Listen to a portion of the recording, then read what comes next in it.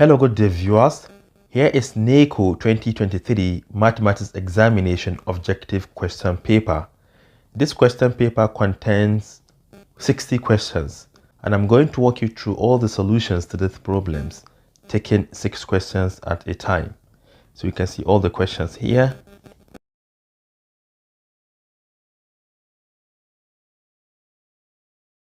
Now let us get started.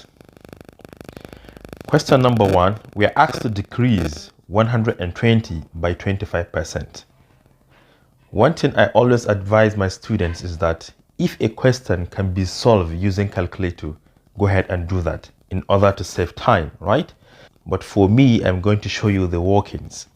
If you want to reduce a number by a certain percentage, you should remember that any number in its original form is always 100%. So any number in its original form is 100%. But we want to reduce the number by 25%, so we have to subtract 25%. Then we multiply by the number, which is 120. This is how to do that. Then 100 minus 25 is 75. This is 75%. Then multiplied by 120. You should know that 75% is the same thing as 75 divided by 100, then multiplied by 120. So from here you can use your calculator to do that. If you don't want to, I know that 10 can cancel 10 here, and if you divide 75 by 10, you're going to obtain 7.5, then multiplied by 12. This is what we have. And 7.5 multiplied by 12 is equal to 90. Therefore, if you reduce 120 by 25%, you're going to obtain 90, which is option C. Now let us move on to question number 2. Here is question number 2. We are asked to find the product of 10110 in base 2 and 11 in base 2. So if your calculator can convert between bases, kindly do that before you multiply the numbers. Convert the calculator into base 2. Multiply these two numbers and pick the right option. But for me, I'm going to convert the two numbers into base 10, multiply the result, I reconvert the result into base 2. Okay, let me start with the first number here, which is 10110 in base 2. If I want to convert this number into base 10, I will take the first digit, which is 1, multiply by the base, add, take the second digit, multiply by the base, take the third one, multiply by the base, the fourth one, multiply by the base, and the last one, multiplied by the base, which is 2. Then you assign index from 0, 1, 2, 3, 4. Always start with the last number. Then let me group them like this. So once you simplify this, you're going to obtain a number in base 10, which is equivalent to this one in base 2. All right, we know that 2 raised to the power of 4 is 16, and 16 times 1 is 16. So the whole of this is 16 plus, irrespective of whether this is 8, we know it is 8 times 0, it will give us 0, plus 2 to the power of 2 is 4, times 1 is 4, then plus 2 to the power of 1 is still 2, times 1 is 2, plus 2 to the power of 0 is 1, times 0 is 0. If you add all of these numbers together, you're going to get 22. Therefore, 10110 in base 2 is equivalent to 22 in base 10. Let us take the next number. The next number is 11 in base 2. This is equal to the first digit times the base plus the second one times the base. Assign index 0 and 1. Simplify. Get a number in base 10. 2 to the power of 1 is 2, times 1 is 2, plus 2 to the power of 0 is 1, times 1 is 1. So all of this will give us 3 in base 10. So we want to multiply their result. So we say that 1011 in base 2 multiplied by 11 in base 2 is the same thing as multiplying 22 by 3, which is what? 66 in base 10. But remember, we are dealing with numbers in base 2, so we are going to convert this 66 back to base 2. So how do we do that? we are going to perform a successive division of this number 66 using a prime number 2. So we have 66 down here, then we have 2 at the back. How many times can 2 divide 66? It's 33 times without remainder. Then you plug in 2 again. 33 divided by 2 is 16 with a remainder of 1. We continue doing the same thing. 2 into 16 is 8 without remainder. 2 into 8 is 4 without remainder. 2 into 4 is 2 without remainder. 2 into 2 is 1 without remainder, but 2 cannot divide 1, so we stop here. Then we take these numbers from this particular 1 like this up to the last 0 in descending order. So this would be what? 1 0 0 0 0 1 0 base 2. So let's just go ahead and find out the right option. We have 1 4 zeros 1 0. 1 4 zeros 1 0, which is option A. Now let us move on to question number 3. All right, here is question number 3. We are asked to express the whole of these numbers, the sum of all these 4 numbers in decimal. So you can simply plug in all these numbers into your calculator and choose the right option. But for me, I'm going to show you step by step on how to do that. So we have 5. I can divide 5 by 1, then plus the second one, which is 2 divided by 100. 2 divided by 100 plus 3 divided by 1000. Then lastly, we have 4 divided by 100,000. 4 divided by 100,000. Remember, if you're adding fractions that have the same denominators, you can always add the numerators together. But since we don't have common denominators, we are free to convert all their denominators into a common denominator. And what is the LCM between all of these 4 numbers? 100,000 and 100,000. It is 100,000. So we are going to convert all the denominators to 100,000. So to make this 100,000, you have to multiply it by 100,000. And also for equivalency, you have to multiply the top number by the same 100,000. So 5 times 100,000 is 500,000.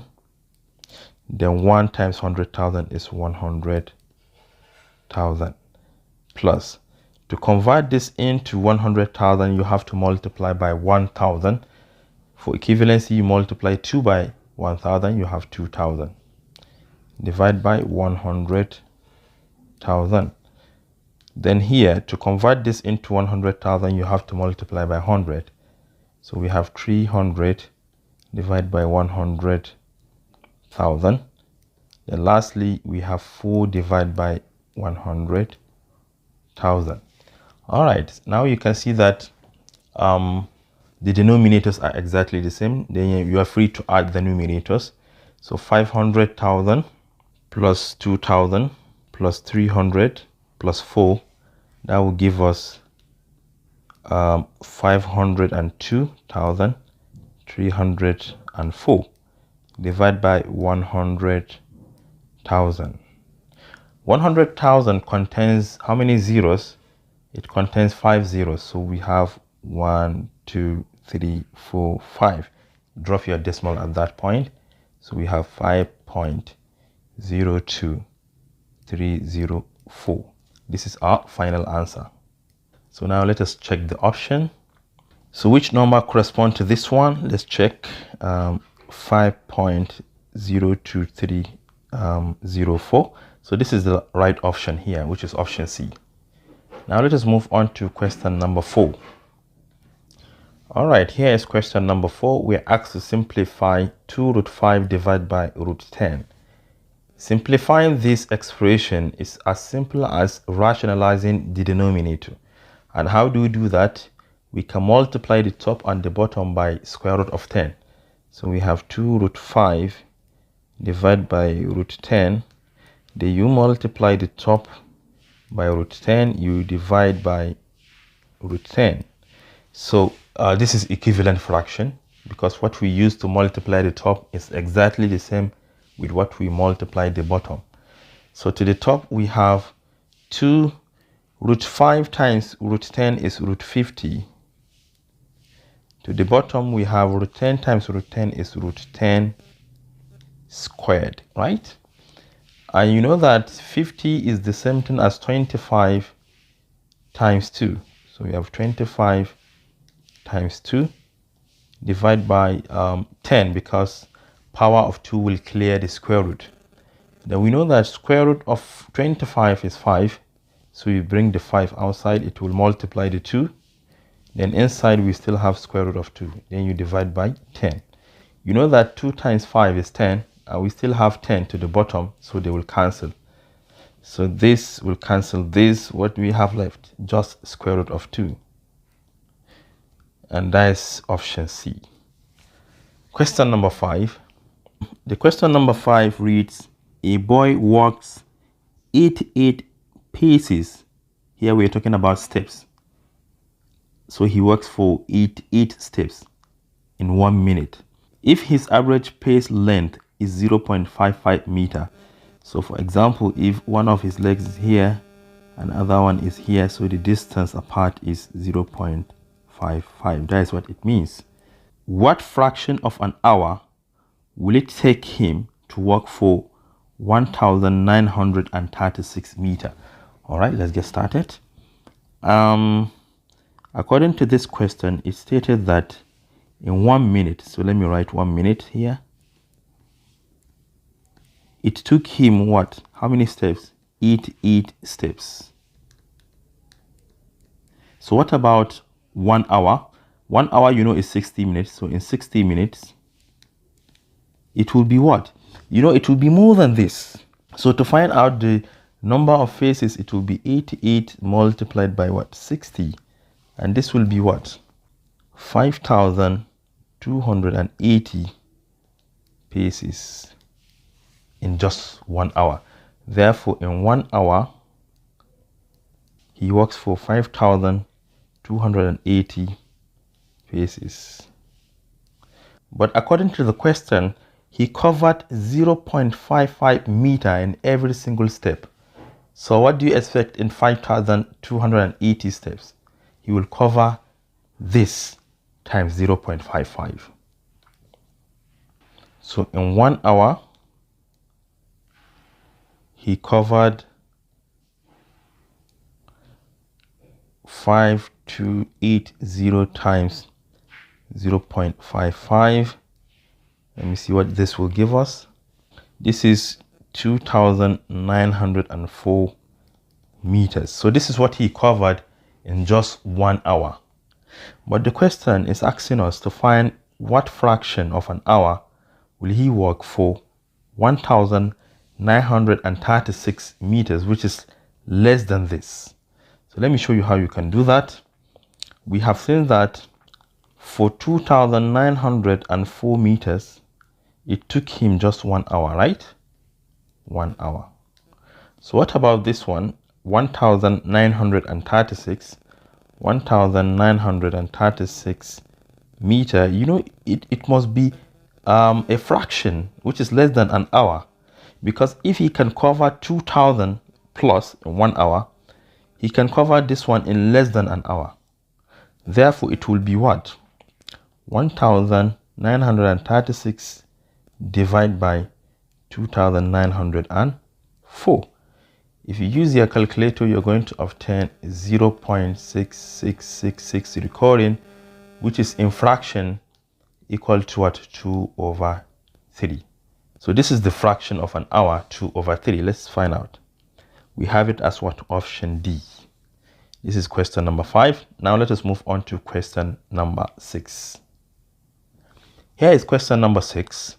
We are asked to find the value of x, given that 3 multiplied by 8 is equal to x in mode 9.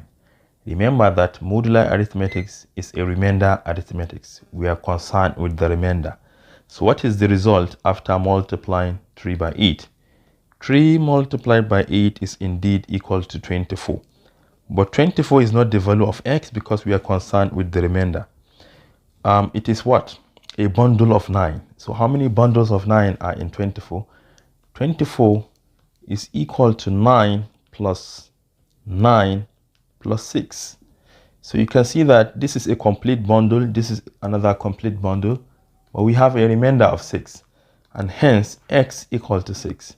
Another way you can do that is to take this 24 and divide by 9. It will give us 2 exactly with a remainder of 6. And I told you modular arithmetic is concerned with the remainder, and hence the value of x is equal to 6, which is option C. Now let us move on to question number 7.